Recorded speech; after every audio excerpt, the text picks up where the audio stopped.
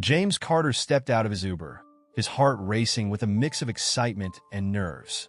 The glass facade of Technova shimmered under the California sun, reflecting the promise of innovation and opportunity. As a talented black engineer, he had always dreamed of making a mark in a company like this, and today was the day he would begin that journey. He adjusted his tie, took a deep breath, and walked through the revolving doors. Inside, the atmosphere buzzed with energy. Employees darted past him, their laughter and chatter filling the air. The sleek, modern design of the building was impressive, with open spaces, vibrant artwork, and futuristic tech displays at every corner. James couldn't help but admire the creativity surrounding him. This was the place where ideas thrived, where the future was being shaped by the brightest minds in the industry. As he made his way to the reception desk, he noticed the high-tech gadgets and interactive screens that adorned the lobby.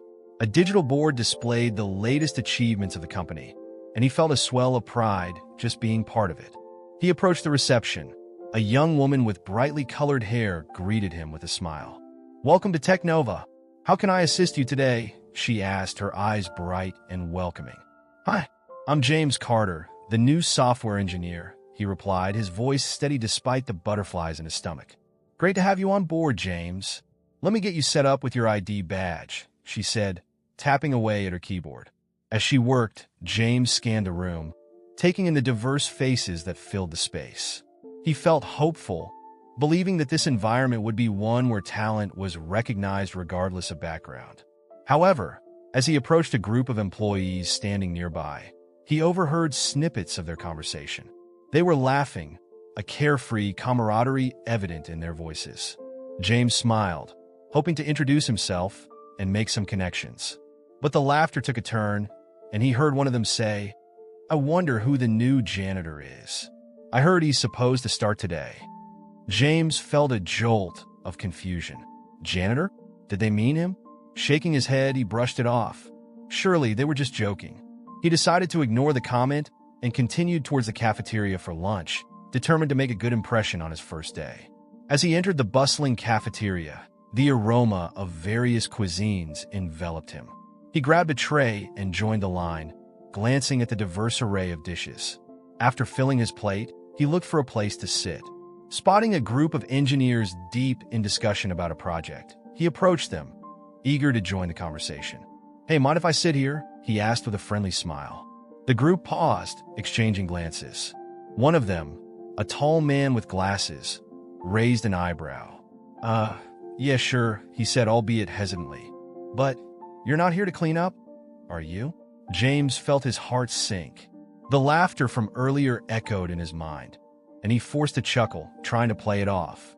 "No, I'm actually the new engineer," he clarified, trying to keep his tone light. The group exchanged looks again, skepticism evident on their faces.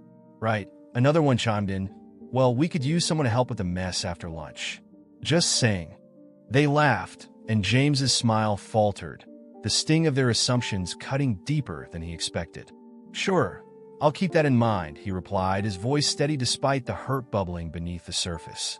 He excused himself, feeling a mix of frustration and determination. This wasn't how he envisioned his first day. As he sat alone at a nearby table, he picked at his food, the laughter of the group ringing in his ears. They didn't see him, didn't recognize his skills, his hard work, his passion. But deep down, James knew he couldn't let this setback define him. He would prove his worth, not just to them, but to himself. He took a deep breath, reminding himself of his dreams, the countless hours he spent preparing for this moment. This was just the beginning, and he refused to let their ignorance deter him. With a renewed sense of purpose, he resolved to show everyone at Technova who he truly was. James Carter sat alone at his desk, the glow of his computer screen illuminating the late hour. The bustling office had emptied out, leaving an eerie silence that contrasted sharply with the vibrant energy he had felt earlier in the day. He was determined to make a lasting impression, and he felt a growing sense of urgency to prove his worth. As he meticulously went through his project, he poured his heart into the lines of code, envisioning the impact it could have on the company. With each keystroke, he replayed the dismissive comments from earlier in the day, the laughter echoing in his mind like a taunting refrain. Why would the janitor be working on a project like this? One engineer had joked, and it stung deeper than he had expected. He didn't want to just be seen as someone who cleaned up after others. He was an engineer, trained and capable, and he wanted to show them. Maybe if I stay late and really nail this, they'll finally see me for who I am, he muttered to himself, his determination intensifying. He straightened his posture, focusing intently on the task at hand. Hours passed as he fine-tuned his presentation, his ideas flowing freely, supported by charts and compelling data. He knew he had to stand out, to be undeniable. As the clock inched closer to midnight, he finally leaned back in his chair, fatigue creeping into his bones. Just then, the soft sound of footsteps interrupted his thoughts. He turned to see Sarah, a senior engineer he had only seen in passing, approaching with an intrigued expression. "James, right?" she said, her voice warm and inviting. "I noticed you're still here. What are you working on?" James hesitated briefly, unsure if he should share the details of his project. "I'm just refining some ideas for the upcoming presentation. I want to make sure it's solid," he replied, trying to sound casual. Sarah leaned against the desk, her curiosity piqued. "I'd love to hear about it. You know, I've been impressed with what I've seen from you so far. It's rare to find such dedication." His heart skipped a beat. "Really? I appreciate that," he said, grateful for her encouragement. "I just want to show everyone that I can contribute meaningfully." As they chatted, James found himself opening up. He shared his vision for the project, explaining how it could improve efficiency and foster a more inclusive environment within the company. Sarah listened intently, nodding along, her eyes sparkling with interest. "You've got some great ideas," she said, her voice filled with enthusiasm. "I can see how passionate you are about this. It's refreshing to meet someone who truly cares." James felt a surge of hope. Maybe, just maybe, he would be able to change the narrative. Their conversation flowed easily, and he realized that Sarah was not just a colleague, but someone who genuinely valued his insights.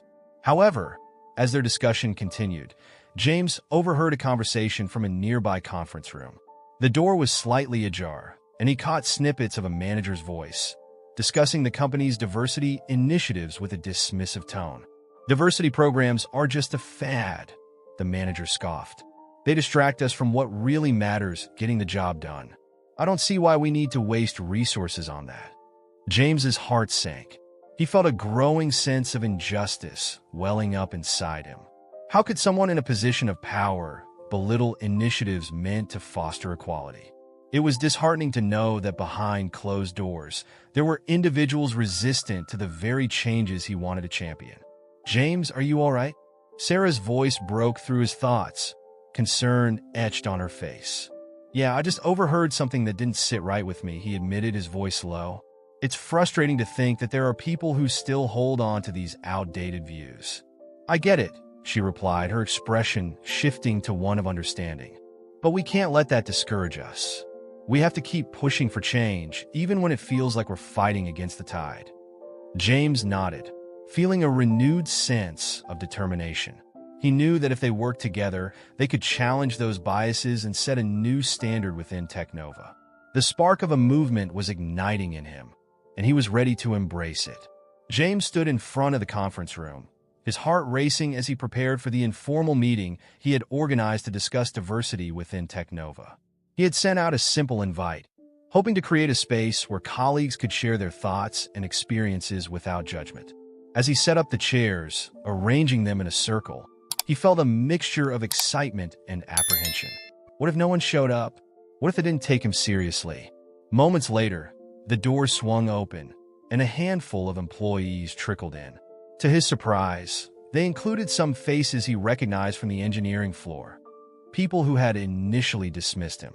Sarah entered last, offering him an encouraging smile. "Looks like you got a crowd," she whispered. James cleared his throat, a wave of confidence washing over him. "Thanks for coming, everyone. I know this is a casual meeting, but I believe it's important for us to talk about diversity and how we can make Technova a more inclusive place." He glanced around the room, seeing nods of agreement. The meeting began with a few rounds of introductions, and James felt the atmosphere shift. People began to share their experiences, and he listened intently. A young woman spoke up about being overlooked for promotions despite her qualifications. "I always felt like I had to prove myself twice as hard," she said, her voice trembling slightly. "It's exhausting." James felt a pang of empathy. "I can relate to that," he added. "When I first started here, I was mistaken for a janitor. It was disheartening, but it also opened my eyes to the biases that exist in our culture." The room grew quiet, and he could see some of the attendees reflecting on their own experiences. A middle-aged engineer, who had been one of the first to dismiss James, raised his hand. "I didn't mean to underestimate anyone. I guess sometimes we just don't think before we speak." "Thank you for sharing that," James said encouragingly. "It's important for us to acknowledge these biases and work together to change them. We all have a role to play." As the conversation progressed, James felt a sense of unity forming among the group. They discussed ideas for creating mentorship programs, revising hiring practices, and ensuring that everyone's voice was heard. Sarah chimed in with suggestions, her enthusiasm infectious. "We could even set up a regular forum where people can come and discuss these issues openly." "Absolutely," James replied, grateful for her support. "The more we talk about it, the more awareness we can create." He felt the momentum building, and with it his confidence grew. After the meeting, as people began to disperse, Sarah approached him with a determined look. "You did a fantastic job, James. This is just the beginning, though. We can't let this momentum die down." "I was thinking the same thing," James admitted, feeling a surge of hope. "Maybe we can present our findings to the executive team? They really need to hear what we discussed." "Count me in," Sarah said, her eyes sparkling with excitement. "I'll help you prepare. We can gather the key points and make a strong case for change." James nodded, feeling a sense of partnership blossoming between them. "It's going to take a lot of work, but I believe we can make a difference." As they walked out of the conference room together, James felt a renewed sense of purpose. For the first time since he joined Technova, he felt like he was part of something bigger. They were not just a group of individuals working in isolation. They were a community, and together they could challenge the status quo. "Let's meet tomorrow and start drafting our presentation," Sarah suggested, her enthusiasm palpable. "I have some ideas on how we can structure it to really get their attention." James smiled, grateful for her support. "I'll bring my notes. If we can make them see the value of diversity, it could change everything." As they parted ways, James couldn't shake the feeling that they had crossed a threshold. They were no longer just colleagues. They were allies in a mission to foster respect and representation within their workplace, ready to confront the biases that had held them back for far too long. As the days ticked down to the presentation, James felt the pressure mounting. The bright lights of Technova that once filled him with excitement now felt like a spotlight highlighting his vulnerabilities. Anonymous notes began appearing in his workspace, each one more discouraging than the last. "You're out of your league," read one message, while another bluntly stated, "Stay in your lane." The fear of backlash loomed over him like a thundercloud ready to unleash its storm. "James, you okay?" Sarah asked, concern etched on her face. They were seated in the small conference room they had claimed as their war room. The walls were adorned with white boards scribbled with ideas, but today they felt heavy with the weight of uncertainty. I didn't expect this kind of pushback," he admitted, running a hand through his short hair. "It's like they want to silence me before I even start." Sarah leaned closer, her voice firm yet soothing. "You've worked too hard to let a few cowardly notes shake your confidence. Remember why you're doing this. You're not just speaking for yourself. You're speaking for everyone who has ever felt marginalized here. You have to trust that what you're doing is right." James took a deep breath, the warmth of her words wrapping around him like a protective shield. "You're right. I can't let fear dictate my actions. I need to focus on the message." "Exactly," Sarah replied, her eyes bright with determination. "Let's keep refining your presentation. You've got this." The days leading up to the presentation were a whirlwind of late-night rehearsals and endless revisions. James poured himself into his slides, weaving personal anecdotes with hard-hitting statistics. The stark contrast between his experiences and the company's current culture was a narrative he felt compelled to share. He wanted to show them that diversity wasn't just a buzzword. It was a catalyst for innovation, creativity, and ultimately success. On the day of the presentation, a wave of nerves crashed over him as he stood in front of the sleek glass door of the conference room. Employees filled the seats, their expressions a mix of curiosity and skepticism. James could feel the heat of their gazes, some supportive, others still clouded with doubt. "Are you ready?" Sarah whispered, standing beside him, her presence grounding him. "Ready as I'll ever be," he replied, forcing a smile that didn't quite reach his eyes. He stepped inside, the door swinging shut behind him with a soft thud, sealing him in with the audience. The presentation began with James's voice steady, but as he spoke, he felt the words begin to flow more freely. "Thank you all for being here today.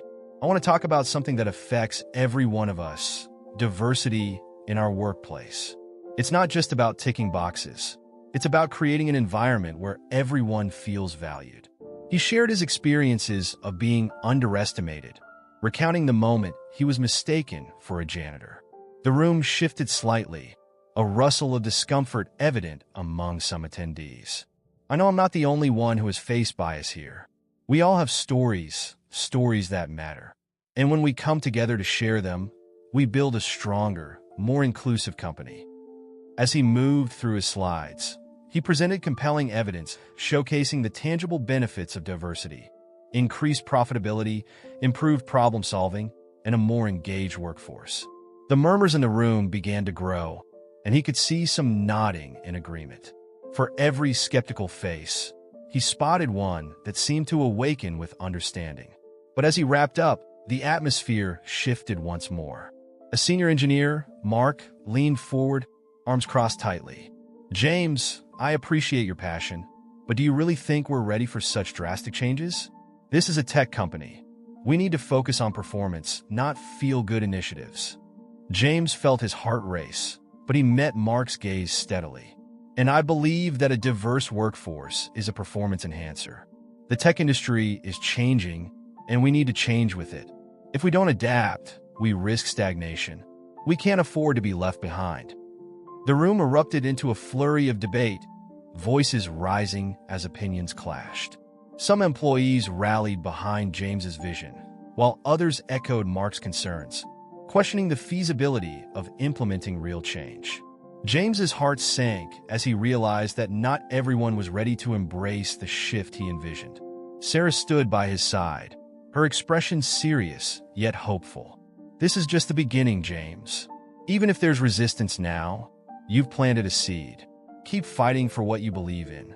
As the discussions continued, James felt the weight of the moment. It was clear this was more than just a presentation. It was the start of a much larger conversation, one that would require perseverance, courage, and perhaps a few more battles. As the meeting concluded, a palpable tension hung in the air.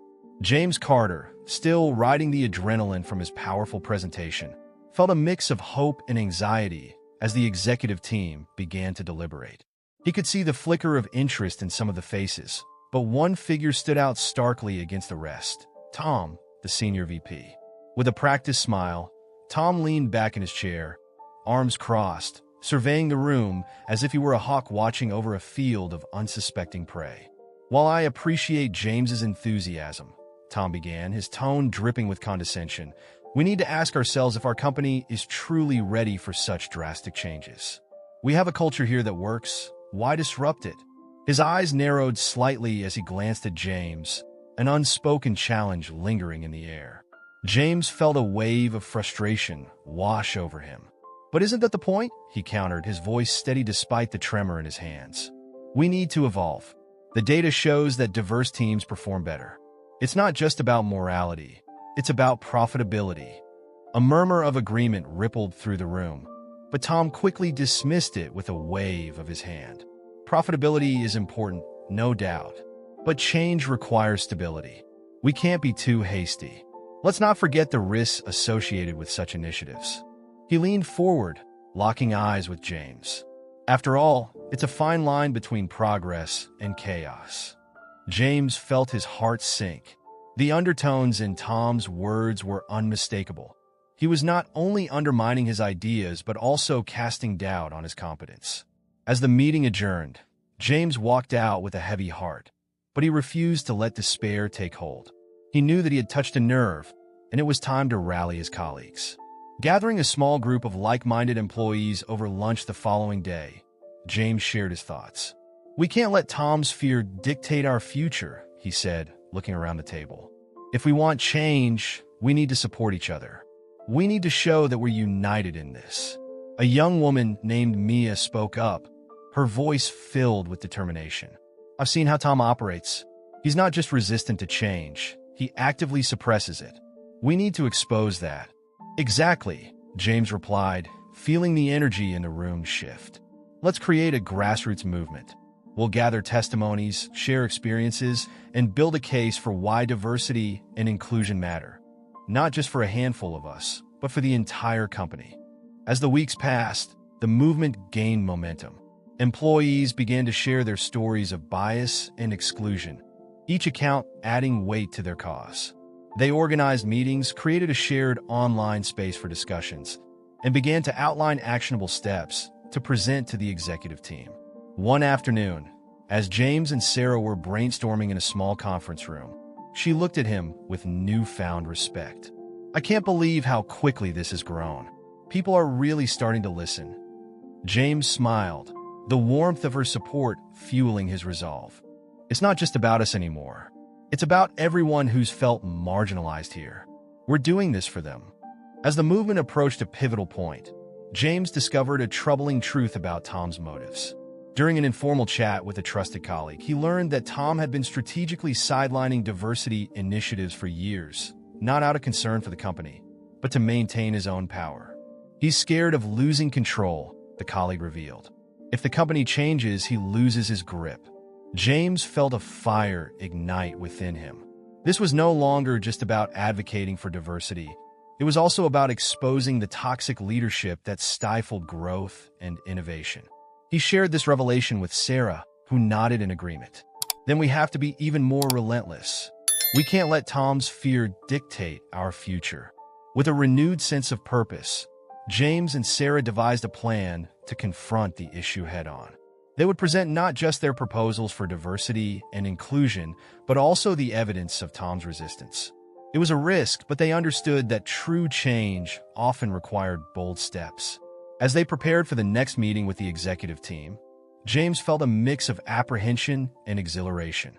He was ready to fight not only for his vision, but for everyone who had ever felt overlooked or dismissed. The stakes were high, but he was no longer alone in this battle.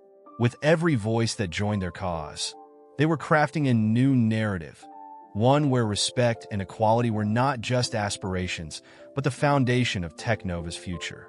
The atmosphere in the large conference room was charged with tension as James Carter stood before the company's executives, his heart pounding with a mix of anxiety and determination.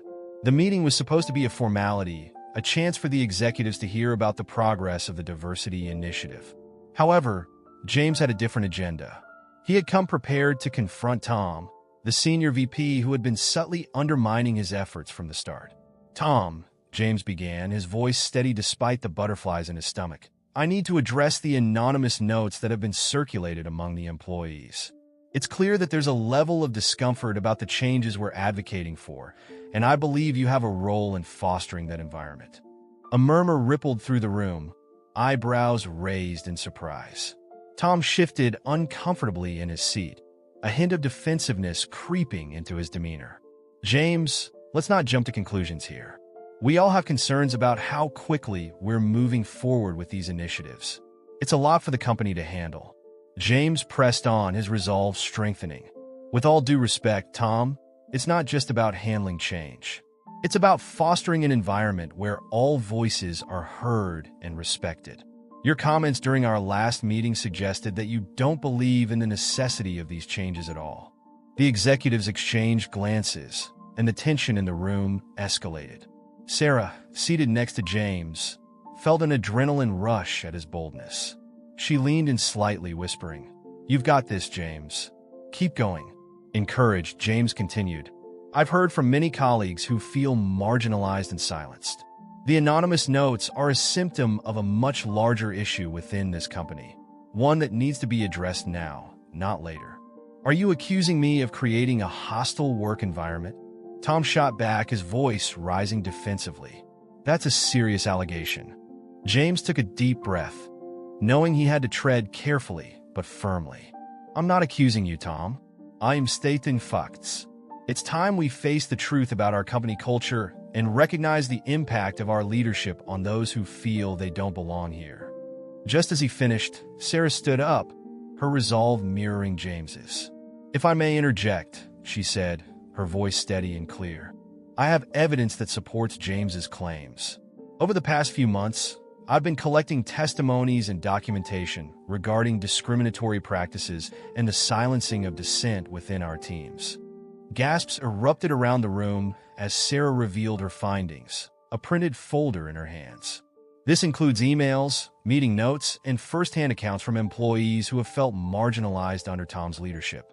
It's time for us to take a hard look at ourselves and the culture we're perpetuating. The executives shifted uneasily, some whispering among themselves. Tom's face turned a shade paler, his bravado crumbling under the weight of the evidence presented. This is outrageous, he exclaimed, but his voice lacked the conviction it had held moments before. The CEO, who had been listening intently, leaned forward, his expression serious. We must take these allegations seriously. Tom, I'm afraid we cannot overlook this information. We'll be conducting a thorough investigation into these claims. As the room erupted into discussions, a sense of hope began to fill the air. James could hardly believe what was happening. Sarah's courage had turned the tide, and it felt as if a dam had broken, allowing voices that had long been stifled to finally be heard. James, the CEO addressed him directly.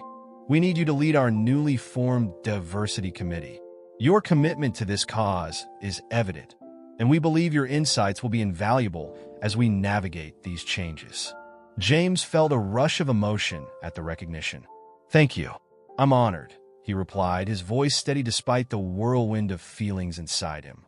Together, we can create a culture that values respect and inclusion for all employees. As the meeting adjourned, the executives began to filter out, but James remained standing, feeling a mix of disbelief and elation. He had not only confronted the bias that had plagued him since his first day, but had also opened the door for a new beginning at Technova. Sarah approached him, a proud smile on her face. You did it, James. I knew you could. Thank you for standing by me, he replied, his heart swelling with gratitude. I couldn't have done it without you. As they walked out of the conference room together, a sense of purpose filled the air. The journey ahead would undoubtedly be challenging, but for James, the fight for equality and respect had only just begun. Together, they would transform Technova into a place where everyone could thrive, proving that one voice, when united with others, could indeed make a significant difference.